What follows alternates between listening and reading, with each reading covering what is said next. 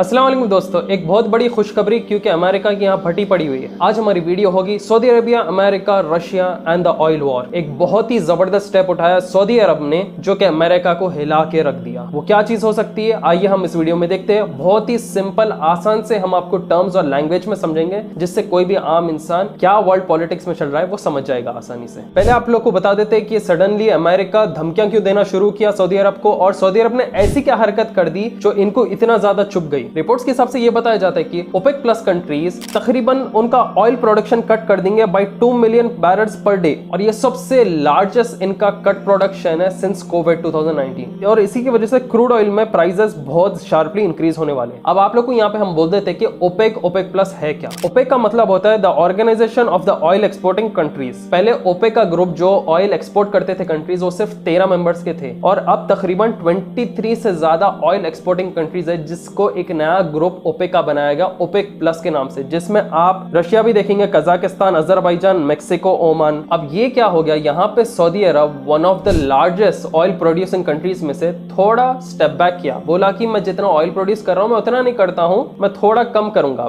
अब यहाँ पे क्या हुआ, अमेरिका परेशान हो गया क्योंकि इसके पीछे बहुत सारे चीजें। ये एक बहुत ही जबरदस्त पॉलिटिकल स्टेप लिया गया सऊदी अरब से और दूसरे कंट्रीज की तरफ से। जो बिडेन यहाँ पे गुस्से में आ जाता है और कहता है कि सऊदी अरबिया कॉन्सिक्वेंसेस फेस करेगा अगर वो कम ऑयल प्रोड्यूस करेगा और रशिया के साइड देगा, क्योंकि ओपेक प्लस कंट्रीज में रशिया भी है, कजाकिस्तान वगैरह भी है, तो ये लोग भी अपना ऑयल प्रोडक्शन कम कर रहे थे। अगर आप एक मोटा मोटा पिक्चर देखे तो वेनेजुएला रहो, सऊदी अरब रहो, यूएई, ईरान, इराक, कुवैत, ये लोग उतना ऑयल प्रोड्यूस नहीं कर रहे थे जितना वेनेजुएला और सऊदी अरब कर रहा था। सऊदी अरब सेकंड लार्जेस्ट ऑयल एक्सपोर्टर था कंपेयरिंगली दूसरे कंट्रीज से। वैसा मोटा मोटा पिक्चर आपको समझा रहे। तो जब अमेरिका धमकाना शुरू कर दिया सऊदी अरब को, बोल रहा था कि तुम रशिया का साइड ले रहे हो और ऑयल प्रोडक्शन क्यों कम करना चाह रहे, क्या तुम प्राइसेस के साथ खेलना चाह रहे दुनिया में या बस हमारे को तुम डॉज देना चाह रहे। तो सऊदी अरब का एक बहुत ही खूबसूरत रिप्लाई यहाँ पे आता है। वो लोग कहते हैं कि हम लोगों ने अपना प्रोडक्शन कट रशिया के हिसाब से नहीं किया, ये हम लोग के ओपेक प्लस कंट्रीज का एक डिसीजन है, और इसी के वजह से हम एक सस्टेनेबल ऑयल मार्केट बनाना चाहते हैं पूरी दुनिया के लिए। ये प्योरली एक कंट्री की इकोनॉमी पे रिलेटेड है, ना ही कोई पॉलिटिकल या वॉर वाला मूव। ये कहता है सऊदी का फॉरेन मिनिस्टर प्रिंस फैसल बिन फरहान। अब अजीब सी बात यह है कि प्रोड्यूस ऑयल आप कर रहे मगर दूसरे कंट्री वाला आके बोल रहा आप इतना ऑयल निकालना, फिर मैं इतने पैसों में खरीदूंगा और जितने भी अतराफ के कंट्रीज है वो मेरी बात सुनना। ये कैसी बात हो गई। अब इसी से के साथ क्या करते हैं यूनाइटेड स्टेट्स में बॉब मेंडेस जो कि डेमोक्रेटिक चेयरमैन है फॉरेन रिलेशंस कमेटी का, वो कहता है कि रियाद के साथ फौरी हम टाइज अपने तोड़ दें, फौरी जो हमारी डील्स है उसे रोक दिया जाए ताकि सऊदी अरब को एक बहुत बड़ा झटका मिले। बॉब मेंडेस ये भी कहता है कि सऊदी अरब यूएस के इंटरेस्ट को नजर में रखते हुए ये स्टेप नहीं लेना चाहिए था, क्योंकि ऑलरेडी यूक्रेन के साथ रशिया की वॉर चल चुकी और इसी की वजह से इनको बहुत बड़ा लॉस फेस करना पड़ा। अब ये जो डराने धमकाने की बात हो रही ना, वो क्या बात पे हो रही मालूम, जब वर्ल्ड वॉर 2 खत्म हुआ था तो अमेरिका और सऊदी अरब में एक डील हुई थी, वो है आर्म्स डील। यहाँ पे किंगडम यूनाइटेड स्टेट्स और दूसरे कंट्रीज को ऑयल दे रहा था in exchange of protection, military and guns from the British और अमेरिका। कि वो वक्त पे जो है ना अरबों के पास सही से हथियार वगैरह नहीं थे, और आप लोगों को तो मालूम होगा ये टर्क्स और सऊदी अरब का कैसा एक वॉर चला था, ऑटोमन्स वर्सेस अरब्स। और एक चीज आप मानेंगे नहीं, सिर्फ आर्म्स एम्यूनेशन ही सऊदी अरब नहीं खरीदता है यूएसए के पास से। ये जो है एक और एग्रीमेंट पे आया था कि जो भी ऑयल प्रोड्यूस होगा और बिकेगा वो यूएस डॉलर की एक्सचेंज में होना चाहिए और यूएस बॉन्ड्स के उसमें, ताकि इनका जो डॉलर है उसकी स्टेबिलिटी स्ट्रांग रहे दुनिया में। यही ऑयल के वजह से, एक्सचेंज की वजह से यूनिवर्सल करेंसी बन गया था यूएस डॉलर, जिसकी वजह से आज कहीं भी आप देखो currency exchange forex US dollar की कीमत से पूरे दूसरे करेंसीज की कीमत देखते, तो यूएस डॉलर को टॉप पे ला दिया गया in terms of exchange policy. दूसरी चीज, अगर डॉलर गिर गया तो इनको इकोनॉमिक क्राइसिस आ सकते हैं जो कि फ्यूचर में आने ही वाले, क्योंकि यूएस डॉलर गिरने के बाद ही इनका न्यू वर्ल्ड ऑर्डर पूरा होगा। जब तक न्यू वर्ल्ड ऑर्डर पूरा नहीं हो सकता जब तक यूएस डॉलर और उसकी इकोनॉमी और उसकी कंट्री बर्बाद ना हो। असल में सऊदी अरब ने भी धमकी दिया था अमेरिका को 2019 के बाद, क्योंकि वहां पे यूनाइटेड स्टेट्स नोपेक बिल को इंट्रोड्यूस करना चाह रहा था वॉशिंगटन में, और यहाँ पे सऊदी अरब ने ये कहा था कि अगर तुमने नोपेक बिल इंट्रोड्यूस किया तो हम लोग तुम्हारे एग्रीमेंट हुए वे यूएस डॉलर में एक्सचेंज नहीं करेंगे, हम इधर गोल्ड में करेंगे या दूसरे करेंसी में हम हमारा ऑयल बेचेंगे, जिसकी वजह से अमेरिका वहां पे दब के खामोश बैठ गया। अब ये नोपेक बिल क्या है? नोपेक बिल का फुल फॉर्म होता है no oil producing and exporting cartels act. United States के हिसाब से नोपेक बिल ये इंट्रोड्यूस करता है कि जो भी ऑयल एक्सपोर्टिंग कंट्रीज है वो कितने हिसाब से ऑयल प्रोड्यूस करे और कितने हिसाब से उसको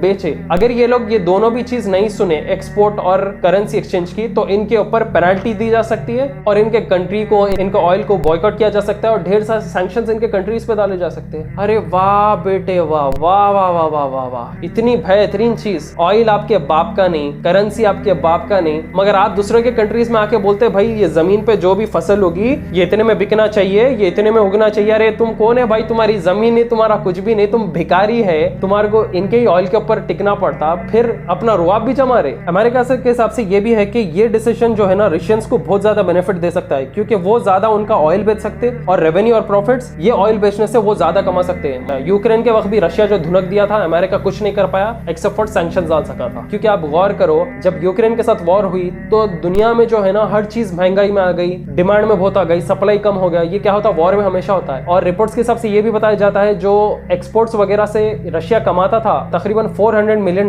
था, मगर वॉर के दौरान वो $900+ मिलियन में रेवेन्यू कमा सका एक्सपोर्ट्स के जरिए। तो आप बोलो वॉर में ज्यादा कमा रहे या वॉर के बिना ज्यादा कमा रहे? तो देखो जब भी हम ऑयल की बात करते हैं तो वॉर आ जाता और अमेरिकन डॉलर की कैसा भी बात आती।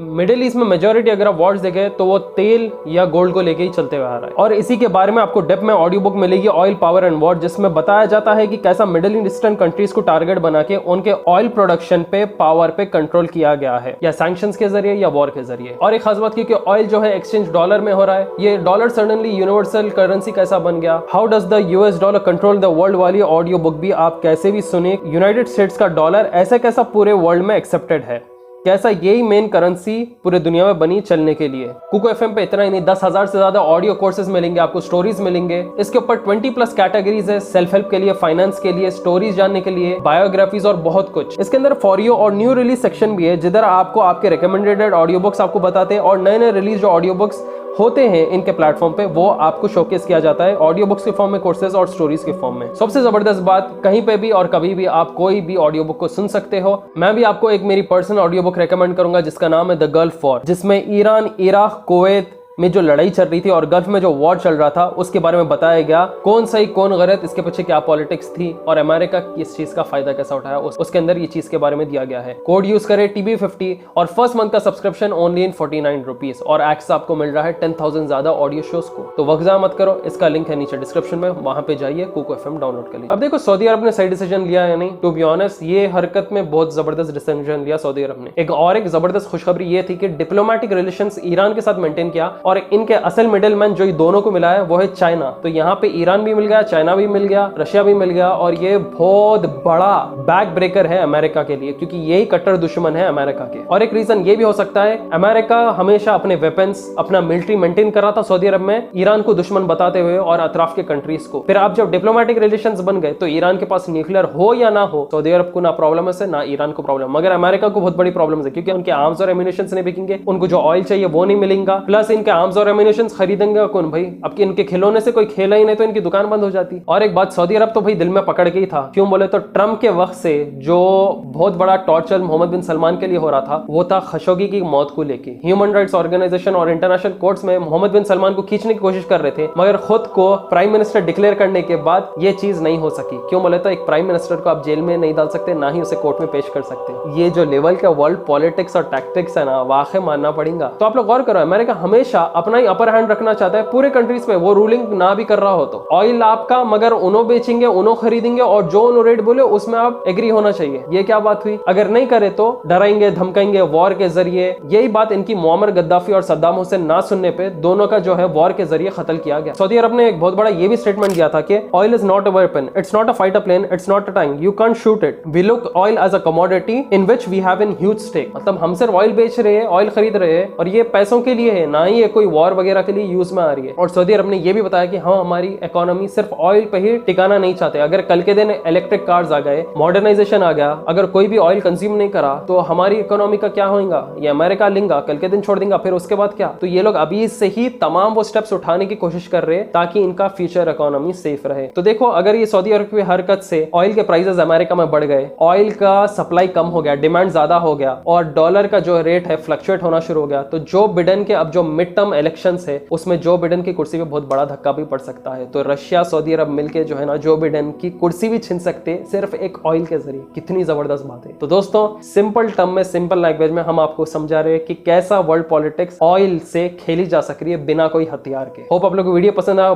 तो ज्यादा से ज्यादा इसे शेयर करिए व्हाट्सएप, फेसबुक और इंस्टाग्राम पे। व्हाट्सएप स्टेटस में करिए आप, वो ज्यादा हमारे लिए सपोर्ट रहेगा। और नए चैनल को please make sure to subscribe, वो लाल बटन दबा दो। कमेंट करो नीचे कि आप अगला वीडियो क्या देखना पसंद करेंगे। जाने से पहले एक लाइक ठोक दीजिए। दोस्तों वीडियो एंड करने से पहले आपको याद दिला दूं, जो मैंने ऑडियो बुक्स रेकमेंड किए वो आपको मिल जाएंगे कुको एफएम पे, जिसकी लिंक है नीचे डिस्क्रिप्शन में, फ्री में डाउनलोड है। And don't forget to use the code TV50 first month का subscription only in 49 rupees. Go check it out now, link is in the description below. फिर मिलेंगे जल्द एक नए वीडियो के साथ, दुआ में याद रखिए। मैं टिल देन टेक केयर, अस्सलाम वालेकुम।